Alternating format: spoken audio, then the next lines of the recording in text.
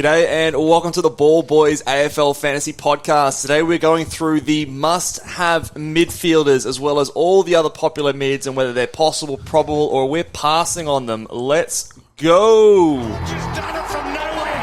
Hoisted the goal from inside the centre. Sheed from the boundary. Dusty. Petty.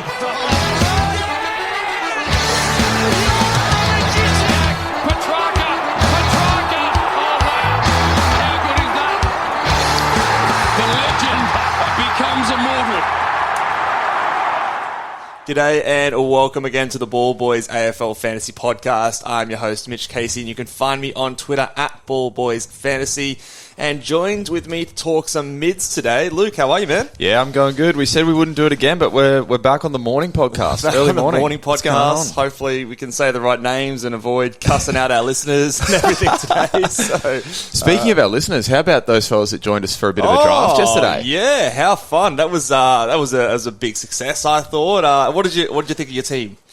Mate, yesterday was a straight up roller coaster of emotions.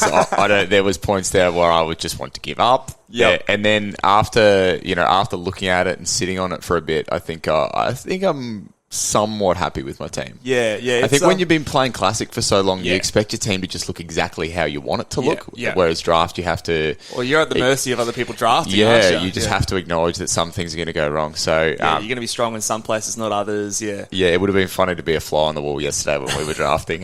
Well, we haven't done much draft content yet, so this is sort of us getting our feet wet a little bit, dipping our toe in the water and just sort of giving it a go. But I think in the future, I'd love to be doing some more draft content. So yeah, I don't know how we'll go, but it was fun regardless. Who was your first pick? Remind me. Was it? No, it wasn't Bont.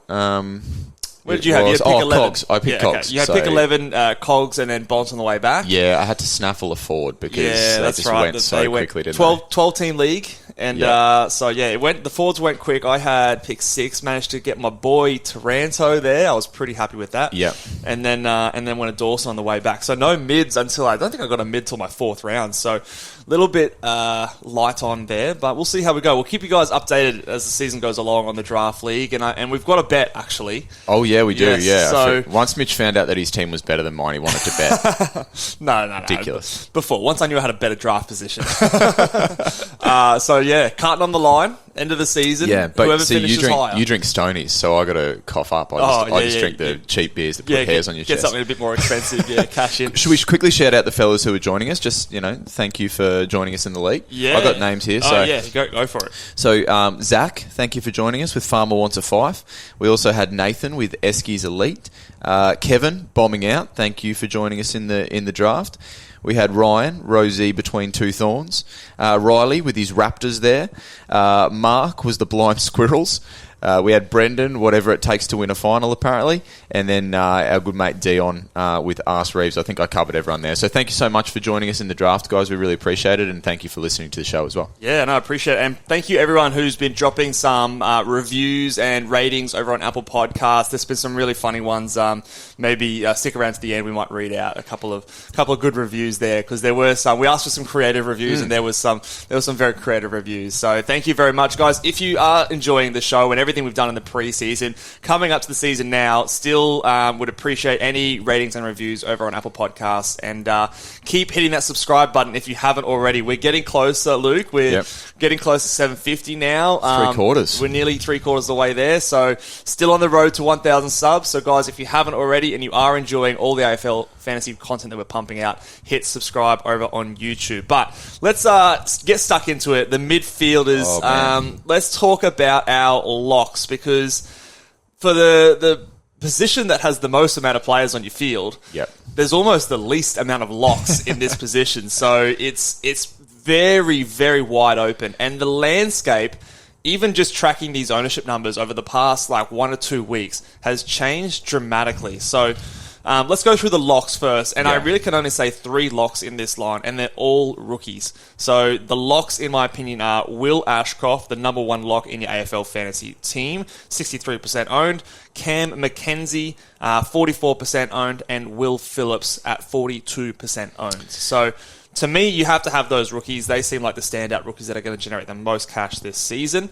Whether or not you have them all on your field is maybe a different question. But your thoughts on those rookies, and can you see a scenario that any one of them... I mean, I guess it's hard to tell where they don't sort of perform. Not a lock. Oh, I mean, there's always a scenario there with the rookies, isn't there? I mean, we saw last year, even with the three guys, that they were still locks in our team. Was a bit, up and down. It was a bit hit and miss. But I agree with you. You have to start with those three rookies because, everyone else is going to start with them. And interestingly, with the forward line and the back line, teams are starting to look reasonably similar in a lot of ways, but the midfield for me it can be a bit of a matter of personal preference in some cases. Midfield and R2, I think, are going to be the things that really change people's seasons this year. Yeah. And there's going to be the most diversity in teams. So, again, without sort of saying anything else is a lock, there was close to maybe a couple other guys that I thought, in my opinion, should be locks, but clearly are not represented in the ownership percentage.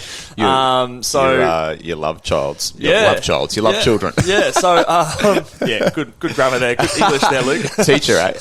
Who is this guy? I'm looking at my midfield right now, and all of my premium mids that I would say are keepers for the league are either 10% or lower in ownership. So without even really trying it, I have a really unique midfield, and we talked about at the start our philosophies not trying to be unique for the sake of being unique. Well, my midfield is pretty bloody unique. I don't think it's for the sake of it, but you're not doing it for the sake of it. No, I don't think so at all. Yeah. It's just to sort of show that, there's a lot of different variations of mids going around. So let's go through the major options out there, and starting at the top of the tree with the highest ownership percentage of all other players, James Warple. The Warpedo at 30% owned. That's risen since his game. I think it was down low 20s. It has. We talked to Mini Monk when he had him on about the narrative, and I think if people are selling themselves on the Warple narrative, I don't necessarily. I'm not going to jump in and steer them clear of it. I think there is a narrative that you can sell yourself on there.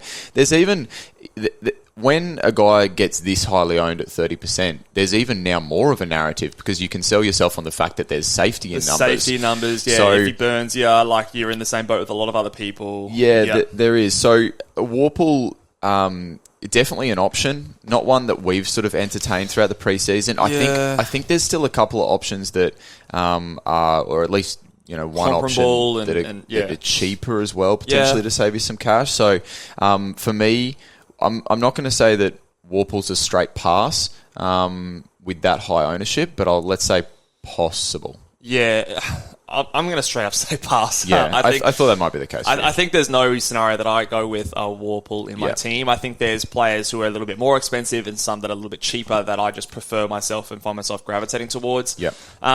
Look, he could come out, and I am going to put my hand up and say that there is definitely a scenario where he comes out and just says that, guys, what were you doing not picking me? Yeah. I'm priced at 45. I'm going to go 95. I'm 50 points unders. Yeah.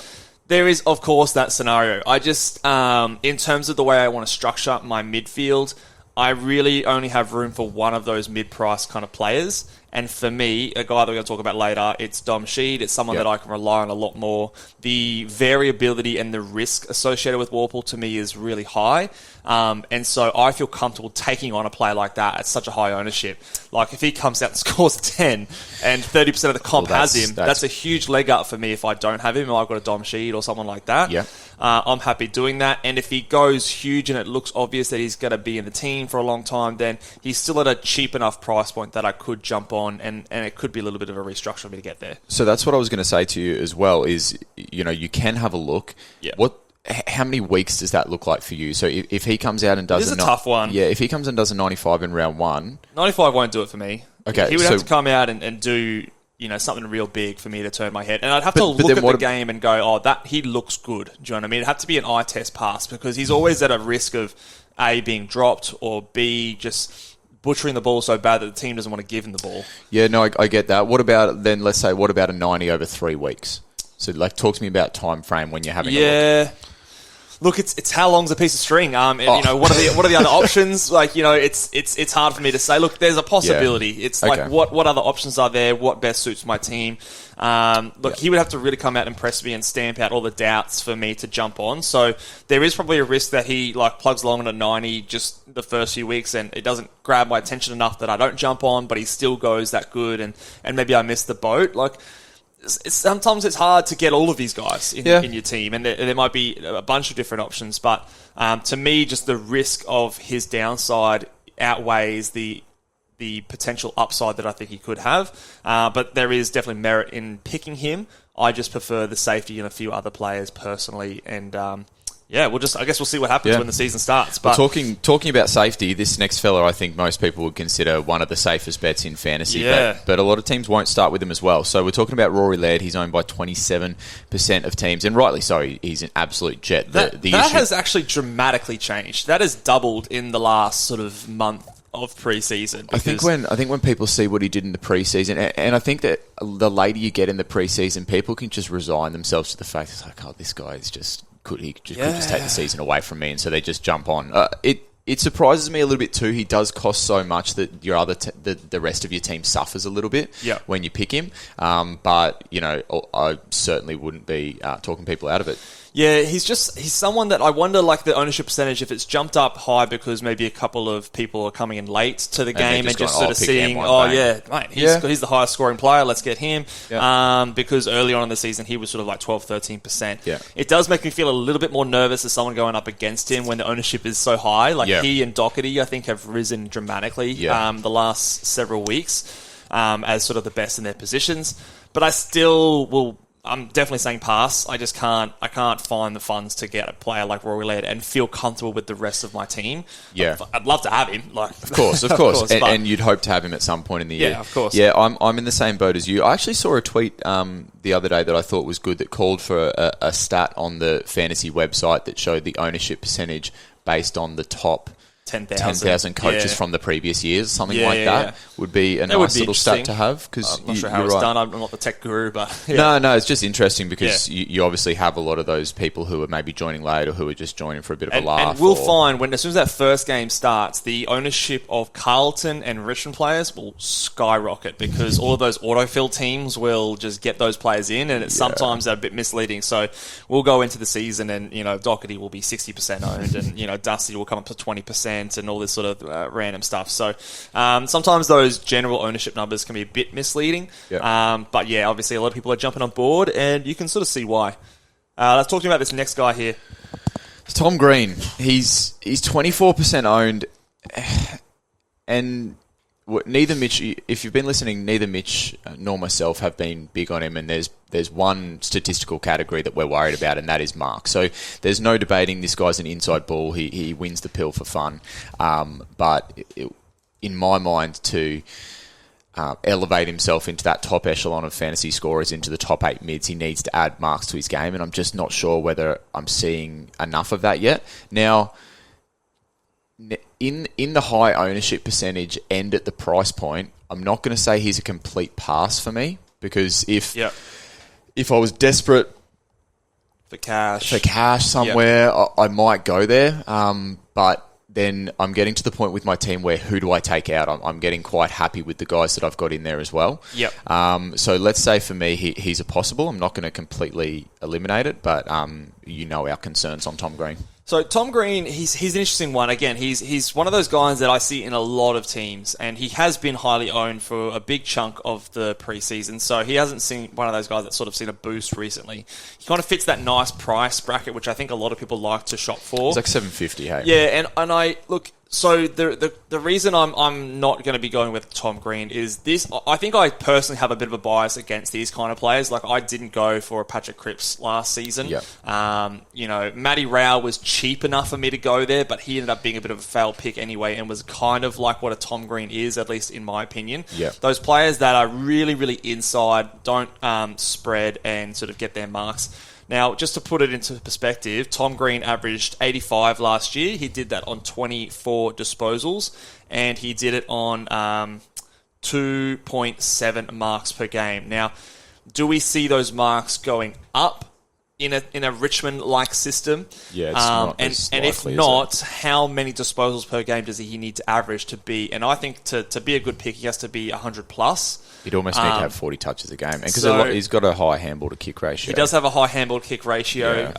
So that's 14 handballs to 10 kicks. So, and I think that could even be higher this year, more handballs this year under that Richmond system. So, You're passing. So, to me, it's a pass. I just don't like shopping around this price point. I don't like shopping around in those guys that are mid-80s. You're expecting to go 100 plus. Expecting them to put 20 points It's on a their big jump at that level. Price tag. Because otherwise, if they're mid to high 90s, it's still another trade to get to a premium.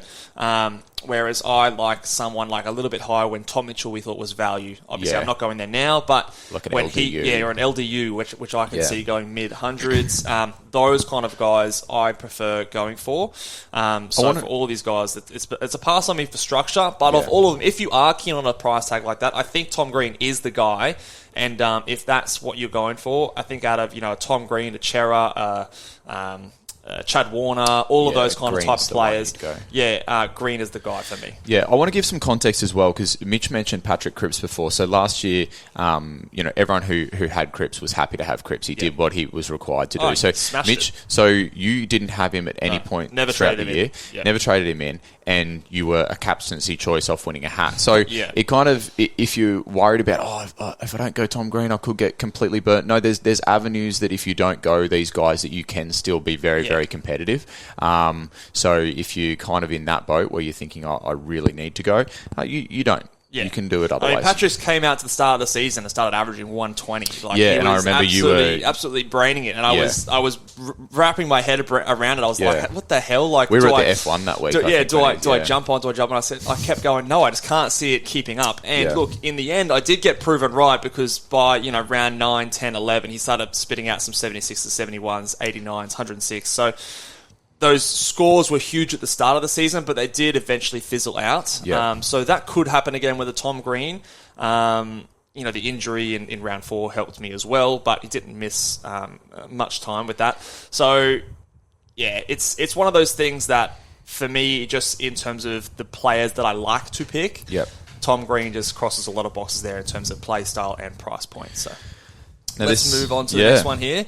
Andrew Brayshaw, my favourite pick of last year for my team at 21%. I asked you yesterday. He's a pass for me, by the way. Is he a pass for you? He hasn't trained with the boys, so I guess he has to be, doesn't he? Are people a year too late? Like, what's going on? People living in the pasture. Well, some people are citing a nice draw to start the year. So we obviously play St Kilda to start off, and there's tag concern there, but after that he goes into quite a friendly little patch.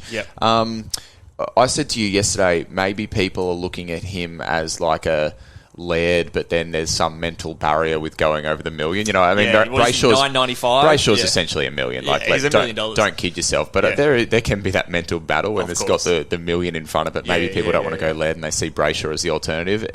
For me, he's too expensive, but he's another guy who, there's every chance that he comes out and proves us both wrong and goes 120, and then you think, we'll never get to him. He could definitely do that. Like, he's one of the younger stars up there in the price range, and I think he's definitely a gun. He spreads like no other. He's like one of the best guys at getting +6s. He also tackles hard, plays aggressively. I think his time on ground is lowish. I think he has room for that to maybe take a small step forward again. So there is still maybe a narrative where there's a bit of upside, but he did come out and score 180 last year. Now that does show ceiling, but it also to me is unrealistic to expect that each year. So that, to me, kind of like boosts his price up a little bit more than I'm willing to pay. So for me, I still think he's a top 8 mid. If you're going to get tagged in round 1, to me, that's a flag, because then if you get tagged, put up a low score, we can all jump on later as non-owners.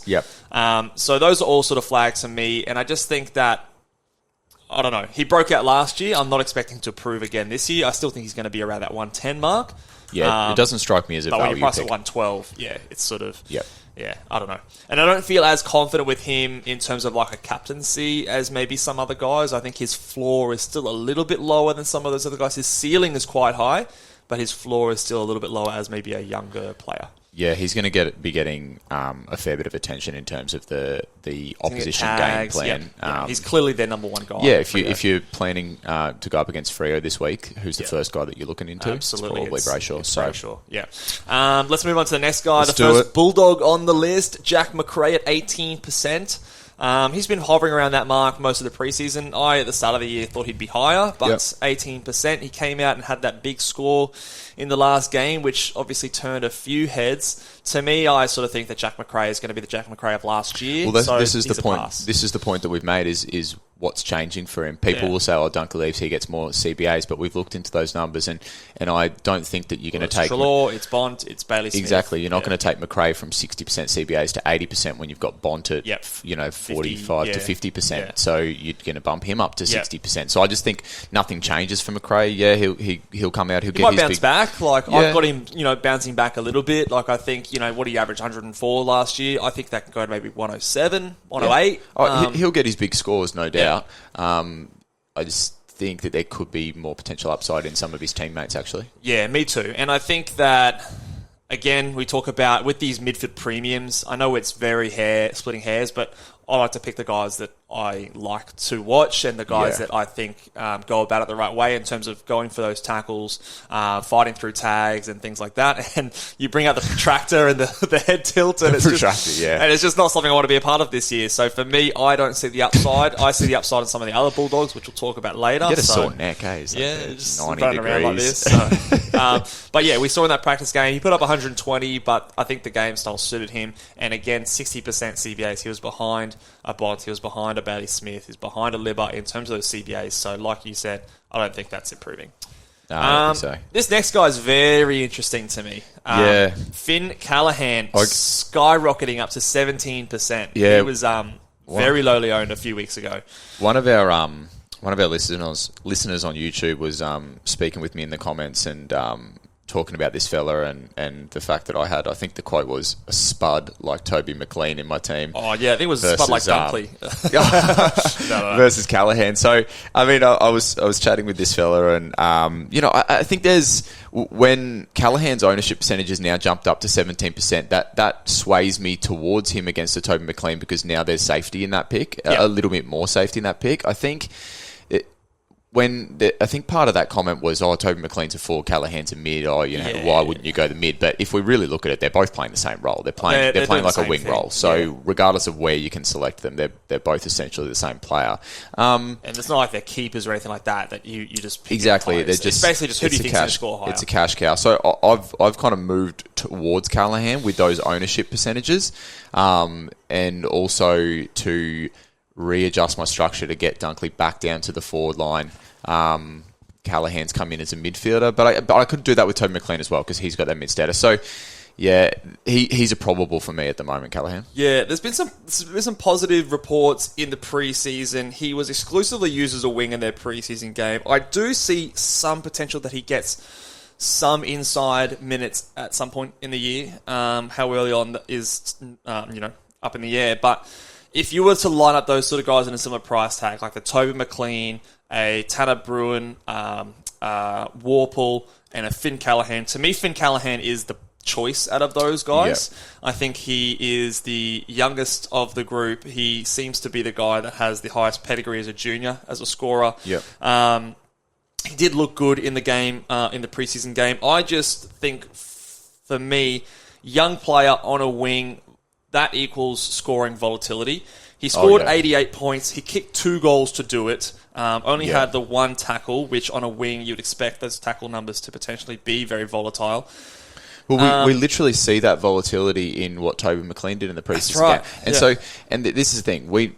For the record, Toby McLean's no spud. No. But if he comes out and he has a 90 game in the preseason and Callaghan comes out and he has a 30... Right exactly. People are flipping that narrative. So as much as we say don't look at scores, it's like human nature that we look at those scores. 100%. And so we know that Toby McLean can go 90 in a game. He can go 100 plus in a game. And we know that Callaghan can go 35 in a game. But based on these numbers that we see, we create this narrative. So it's very interesting. It's all the data we have to go off, so I understand it and I get it. But both those teams only played 1 game. For me, Callaghan was never someone on my radar, really. So I don't have the confidence. It's like that left field kind of a pick. I know he's cheap, but he's still not a rookie cheap. No. So he's still a little bit, and you want him to go maybe, 75 to be worthwhile.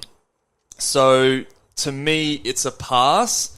But if someone was looking for someone around that price tag and you put up those names again, I've been recommending Finn Callaghan over a McLean, over a Warple, as the guy that I would be choosing. So you're going to pay up to get this next bloke on our list, I'm assuming. I am, yeah. And his name is Dom Sheed, and people have just, like you said with Tom Mitchell, they're out of the clown car. Like, everyone's jumping ship. And do you think people are jumping ship? I can't understand why.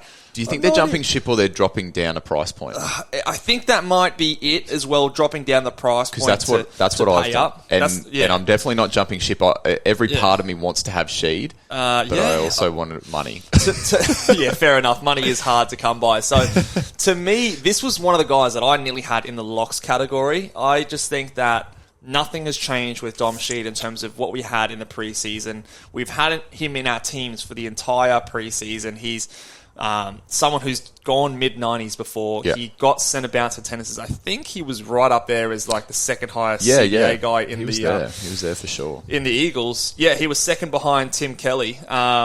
And just a guy that has ceiling. I know that the team he's on might be doing poorly, but if you're going from a Sheed down to a Warple, well, guess what team's going to be doing poorly? You know what I mean? So, like, all these cheap guys, like the Giants might struggle this year as well. Like, I'm not too keen on that narrative, he's going to be in a poor side. Like, this is a guy who's proven it before. He's got nearly a 30% discount on his most recent average. He's in our intro theme. He's in our intro, kick from the boundary. Yeah. Like, to me, this is the guy. I'm looking for that, and I said, I've got one mid-pricer in my team. It's Dom Sheed. Nothing to me has changed. He had a suboptimal score. What was his actual score? If I just was look it like right here. low 70s or something, or am I even being generous there? Yeah, I don't know. Let me actually. So yeah, 78. A high 70s. See, that's not even. That's not even that bad, man. Awful. Like, it's a preseason game. Like, he's not out there going full guns blazing. Yeah. He's coming off an injured year last year. He just wants to get through to round one. To me, nothing has changed for him, so he's locked in my side.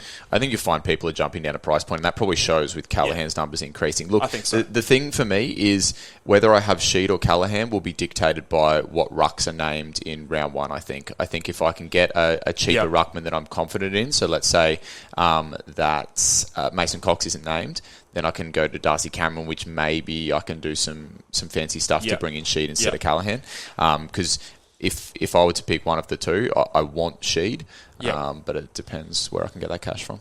For example, I think she's 20 points at least better than a Callaghan, and less volatility. Yeah, too. less volatility. I mean, she does have a bit of volatility, but I think his ceiling, especially in an inside mid role, could be someone that really hurts you if you don't have him at the price point early. If he pops early, he could get away with you pretty quick, whereas maybe those other guys, you might still have a bit more time to jump on.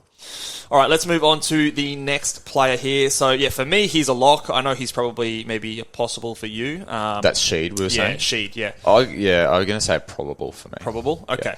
Yeah. Let's go Clayton Oliver here at 16%. Again, just one of those sort of like a Brayshaw, like a Rory Laird, people just picking their M1 sort of a player. It's a bit of a horses for courses with this position. There's a world where people sort of talk themselves into Petrarca playing a bit more forward. Is that good for Oliver? He's still 25 years old, like still in the prime in his career. He might be still improving. He's had a thumb surgery thing in the off-season and had a slight interruptions because of that, but he'll be fine in my opinion. It's a pass to me just because I don't necessarily see the upside there, but it's a captain option if you're picking him. He's not necessarily someone you're picking with huge amounts of discount. Yeah, so. And when I'm passing on Clayton Oliver as well. When we're passing on these guys, we're not saying that we don't want them. We're not saying that we don't want them in our team spot come the end of the season. Yeah. But just to start with, preference. Yeah.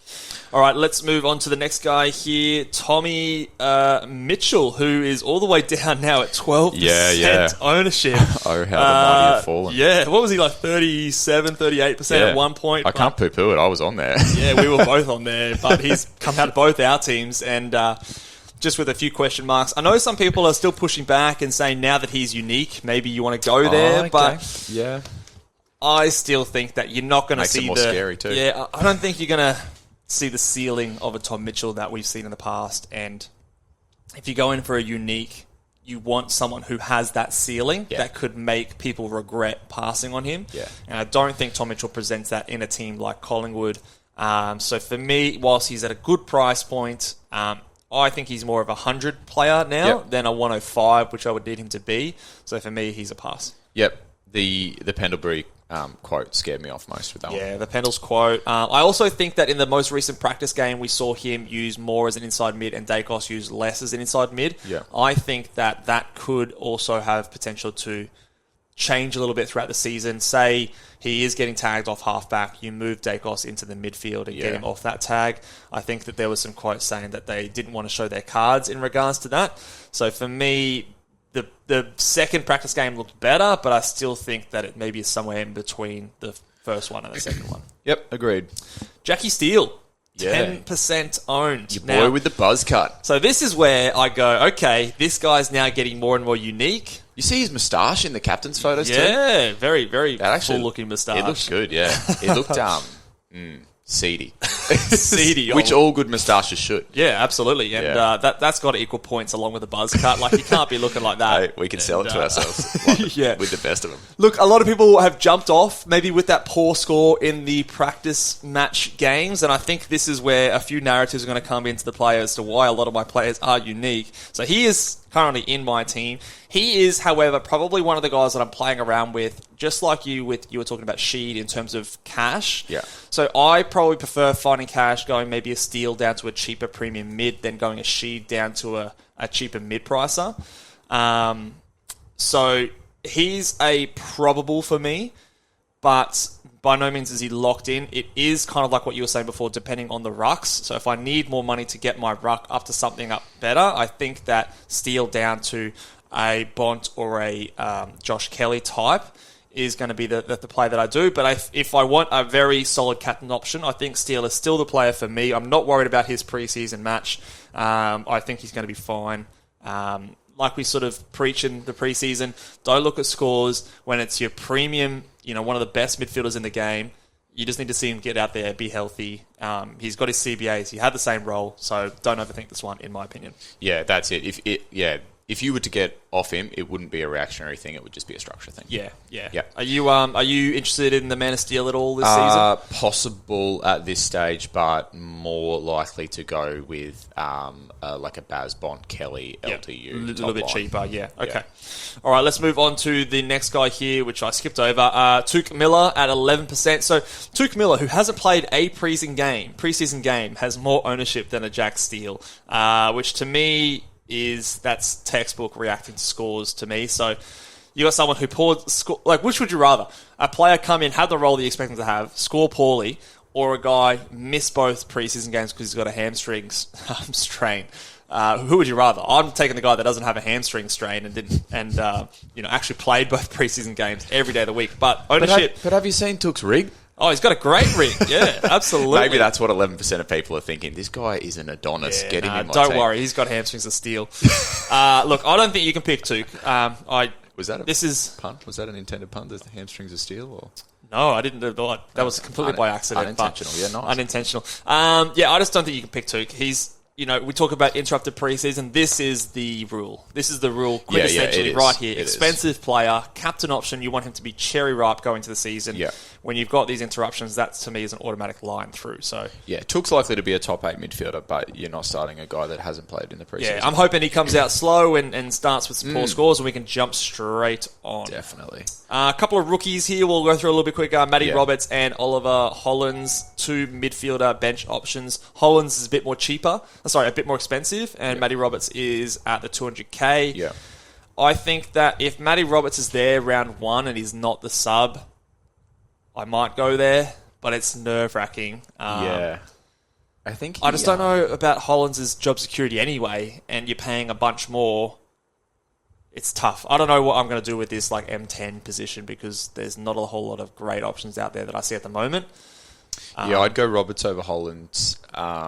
Just for the price. Yeah, and I think he's got a little bit of pedigree down there at the Swans. I think he looked good. Extremely highly rated. I think he came out... Tapley and Mills are going to come back in. Yeah, that's it. Look... Yeah, like you said, we're a bit light on for choice there, aren't we? So it's a wait not a and whole see lot with of a lot of options, these guys. yeah. But let's just call them possibles, I guess. Yeah, I think they're both possibles for me. To me, the only thing I will say, I just wanted to touch on this rookie thing for real quick.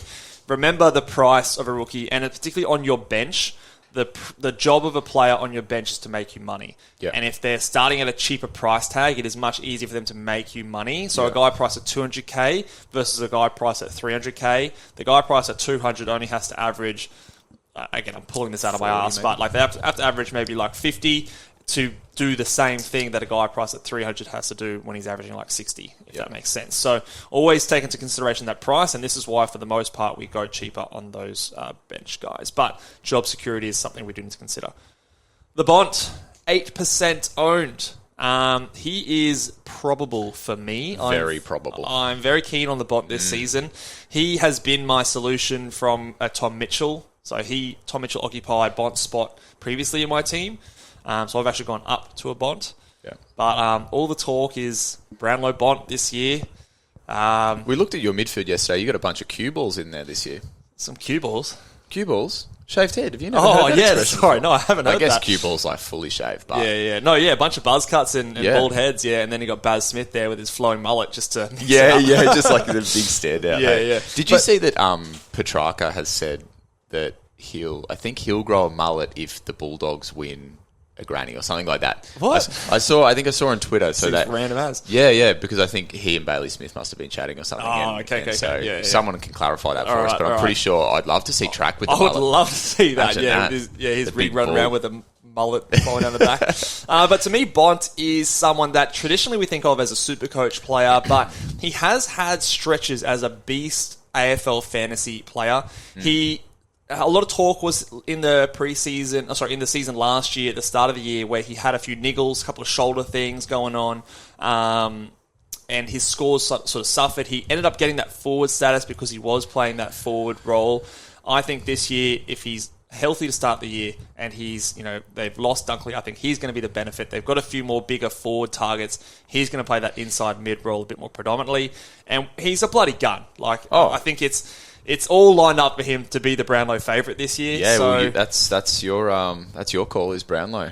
I think he's my Brownlow call to start the year. So he's in my fantasy side. I think he and Josh Kelly are similar in the fact that I think everyone in the fantasy community knows that if they get high CBAs, that they could be 110 guys.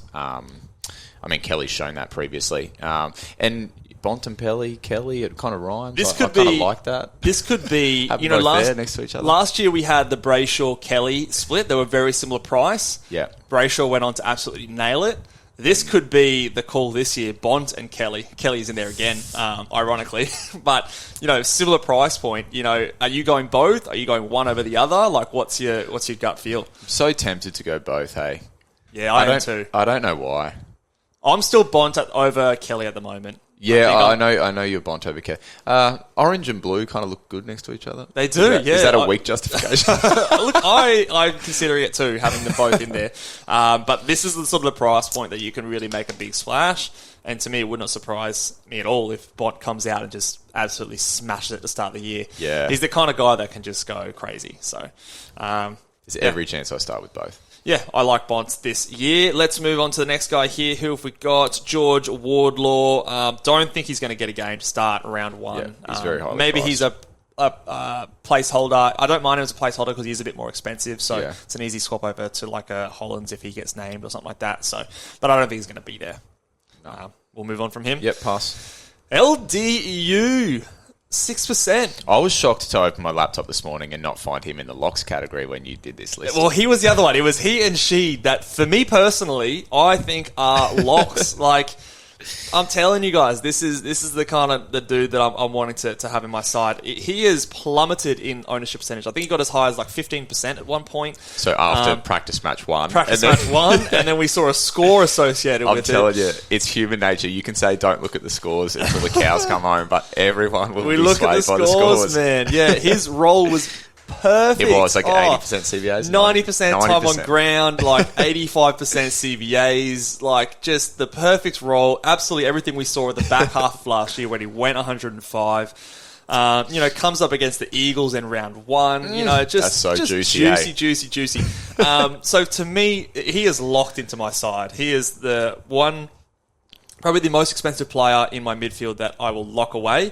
The other three are a little bit more, moving around, but LDU, just Yeah. lock him in my side. I think that, in. yeah, I'd much rather. And if it fails, if it doesn't go well, you go down to a green or something like that. If they pop, you've got a few different ways you can go that way. That's Maybe true. up to a Kelly or whatever the case may be. But he's in just a beautiful price tag for me. Did you see that video that came out of Clarko like falling off his chair, but the team was on the whiteboard in the background or something? Where was he? In I the didn't middle? pay attention to where LDU was, but I'm guessing he was. Like, I'm sure he smack was, bang in but the like, middle. even if he's not, like, say, it's just a rotation. I wonder if somebody got in a bit of hot water for that. Just somebody putting something funny on Twitter. I love the sleuths out there on Twitter finding shit like Yeah, that. Like, that's yeah. just great. That's great sourcing from the Twitter people out there. All right, so for me, he's locked in. Is he locked in for you? Yeah. Yeah, not so confident. It wasn't a confident lock, was it? Oh man, to make money, I've been looking at those 4 mids that I've got in there. I'm like, who would I take out? And I don't want to take any of them out. So I think LDU is as good as a lock. Yeah. I can't sit next to you for the last 3 months. And Mate, if I have him, he goes off, and you don't have him. I'll hear about it. Hey, so I think I've caught the disease. I'm on. Yeah, look, some people are worried about the curse, the Dossie curse. The Dossie curse. He appeared in the. It could be the Mitch curse now as well. It could be, yeah. Jeez, yeah. I've got the power now on the podcast platform, but the power. But the curse has already showed itself. Parrish was in the song as well. He had a stinker on the weekend. LDU had the poor score, but Pre-season I'm hoping that because the song was about Doss and he was just a little mention. It was just a little flag in the preseason, and the curse will wear off now. So we'll see. Next couple of guys, I'll kind of combine them two together. Patrick Cripps and Lachie Neale both at 7% ownership. Nothing about their circumstances changed. Nothing about their circumstances have changed. They're number one tag targets. They're better footballers than fantasy footballers, in my opinion. So And for Neale, there's probably even less ball in the midfield. I actually think both of these guys have room to regress. Yeah. In fact, I'm predicting both of them to regress from last year. Yeah. Both had really good seasons, and I don't see them improving. So Often that's the case with a guy pass. that a lot of people had last year as a bit of a breakout. So a lot of people started with both of these guys last year, and they were really good absolutely, as starting picks.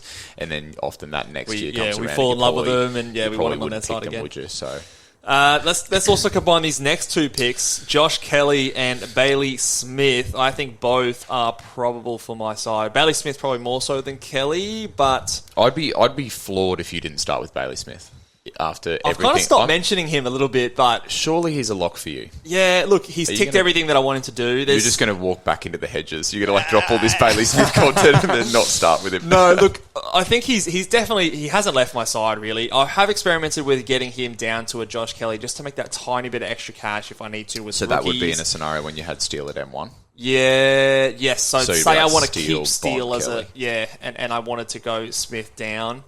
It doesn't make me a whole lot of cash is the kind of the thing that Yeah, okay. it doesn't fix a lot of issues. So Yeah. most of the times then it's a Steele down, and that makes me nearly that 100k, which I can do a bit more of. So for me, Bailey Smith again, I think he's probable in my side. I'm not going to go as high as to say as a lock like Sheed and LDU, but he is quite probable to be in my side. I just think that we saw in the practice match, CBAs were up. A lot of people panicked with him starting full forward. The word full forward was used, so we all freaked out there. But he's been hovering around 6% anyway, so for most of the season. So I think those who are on and in the know, the guys listening to this podcast, if you're on the ride, let's stay on, guys. Let's go. Yeah, a lot of these guys starting in my midfield are lowly owned. Not lowly owned, but in the context of some of these really highly owned midfielders. Is interesting. It is interesting. But I don't know how much, like I said before, I don't know how much I trust these numbers, because if you're just a person who's coming in and this is your first time fantasy, Probably you not really think about don't it, know your yeah. ass from your elbow, you're just kind of like, oh yeah, this guy went really well last year, boom, put him Well, in. if you are, guys, and you're just listening to this podcast for the first time, pick Bailey Smith. You don't want his numbers to go up, do you? Nah, but if you're new, you're not going to be competing with me anyway. The arrogance. Oh my God. Mitch's head's just exploded for those people Not listening. about to fit out the door now. Oh my goodness. Nah, all right. But you pick Bailey Smith and you might have a good time, I reckon. What about Josh Kelly? He's been your boy this preseason. He has been. He's been And, like one of you're my convincing only me. Look, I was on there last year and it didn't go so well for me last year, but Yeah, he is a gun. the role that I saw on the weekend was what I really liked, and even some word coming out that he's going to be a bit of an inside midfielder. He's going to see a lot more CBAs than he did last year. I think most people in the fantasy community would acknowledge that if Josh Kelly is in there for sort of 60% CBAs, that he's going to be a big scorer, and he has actually shown that in the past as well. So for me, I'm fully reliant on the role. He's the kind of guy Can you trust the role that you saw in the preseason? Just because it's the preseason? Stays there the whole season. That's my only concern. That's your question. Yeah, look, there is that concern. I think that there is some flexibility with picking a guy at that price too. So let's say I pick him, and in the first 2 rounds it becomes clear that the role's not there, then maybe, like you said, I could go down to a guy who I see is popping, whether it's like a Tom Green or something like that. You're not completely left out in the lurch. It's not necessarily a trade that you want to waste and make, but we do have a fair few trades in fantasy that you could correct that one reasonably easily. Whereas if he comes out and he goes 120, then you might not be able to. The thing that holds me back from a Josh Kelly is 2 things. 1, the certainty of role. Yeah. And 2, the game style change from what they used to be doing at the Giants to what we expect to be doing on the Giants now. So that holds me back, and that's what makes him sort of like, I've got 4 players fighting for 3 spots. It's Kelly, Smith, Bont, and Steele. Yeah. And right now, Kelly is the guy that, if I can choose my perfect 3, he's the guy I'm missing at the moment. Least likely. And it's just because of that, say he got 60% CBAs in the past and that made him a 110 player. Yeah. In this system, does that make him a 107 guy? Just like that little bit off. Tiny little bit. And then again, there's that risk. And I don't know, I'm not sure if it's because he just didn't do it well for me last year. And I feel a little more confident because obviously a different coach. I don't expect him to come in and make the same mistakes that they were doing last year. I feel like if you come out and you're the new coach, you put people in their role and you keep them there. That's how you're going to start to get your team off to a flyer. But there is just that little bit of question marks in the back of my mind. Yeah, and that question mark you have on the game plan is an interesting one as well, because the game plan we're referencing is what we think it could be like a Richmond game plan, but then we're all picking a guy like Taranto who is literally going into the Richmond game plan, but we're saying he's priced at 95 and he's a forward. Yeah, so let's eliminate the forward status. He's 50k cheaper, so it's a little. Well, who do you think's a better player in terms of fantasy producers? Taranto or Kelly? I think if you went back and asked me that question in, what was the year that Kelly just went bananas? Was it 2019 or something like that? Yeah. I think that they could both be the same caliber of fantasy scorers. So at the moment, I'll probably say Taranto, but I think, if you go back and you think about Kelly's best seasons, his best seasons were good. Yeah, they were. But yeah. He's a gun. I understand your concerns. That's my hesitation. I'm splitting hairs, and this is sort of like the last kind of decision I've got to make for my team. And so I just wanted to get your thoughts on those kind of things, and I know you might have a similar kind of decision to make as well. So for those who you are considering, that's just my thought process on those kind of players who are very similarly priced, very similar upside, and you just got to find one. So I would say I have more concerns on Kelly than I do Bontempelli as well, to be honest. But I think I'm pretty likely to start with both of them. Yep. Let's maybe just rattle off a few of these other guys. None of them are really going to make my side, so all of them are passes. But Zach Merritt at 5%, Christian Pachaka at 5%, Chad Warner at 5%, Caleb Sarong at 5%, and Giant Newcomb at 4%. So a couple of big dogs there in Merritt. Pachaka is a little bit on the cheaper side, but some people see upside. Like I said, I don't really see the upside there with the potential increase in forward responsibility. He's a gun. He will still have big games, but on a week-to-week consistent basis, I can't trust it. Merritt could be big again. I think Merritt could be a good point of difference for people. If people want to pick him, they're an Essendon fan, they like watching Merritt, and he has a new coach, and they do a little bit of chipping around. He could go enormous, and he could be a point of difference. I won't be going there, but it could work out really well for you. Yeah, he's got ceiling, so obviously anyone who has ceiling could be a great pick at the start of the season if they just start with that ceiling straight off. I probably agree with you. I'd probably rather Merritt over Pachaka. And then some of those other guys, Warner, Sarong, and Newcomb, are all in that kind of like Tom Green price tag area, and the ownership is reflecting the way I think about it. I think that Tom Green is the guy and is the pick of all of those guys. Chad Warner, I think, has been hit a little bit with the ascension of Errol Goulden. Yeah, I think that hurts him. Caleb Sarong is an interesting one. kind of, some people are saying that he's following the trajectory of a Brayshaw. I just don't see him as the class and quality of player that a Brayshaw is. And so, people point to his time on ground increasing, which is the same sort of thing for a Brayshaw. I think that Sarong could come out and be better. But again, similar to what I was arguing about Tom Green, is it 105 better? No, in my opinion. So I think he's sort of still that 90s kind of a guy. So not too keen on that. And then John Newcombe, you're just playing for the Hawks, and even if you're the number one centre bounce midfielder, to be a 105 averaging guy in that type of a team, it's just a big, big ask, and it's probably not something we can ask John Newcombe, who's still a young player, to do. So for me, all of those guys are passes. Yourself? Yeah, I'm the same, and for the same reasons. Yeah. All right. Well, that will probably do it for us today, guys. We've got one more thing here before we go on to.